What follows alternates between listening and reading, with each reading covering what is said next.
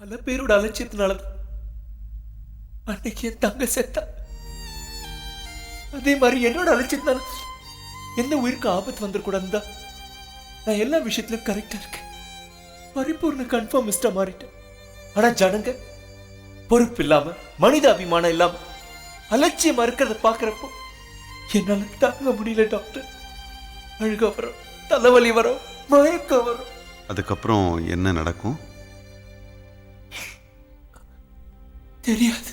நீ என்னவா ஆகிற யோசி.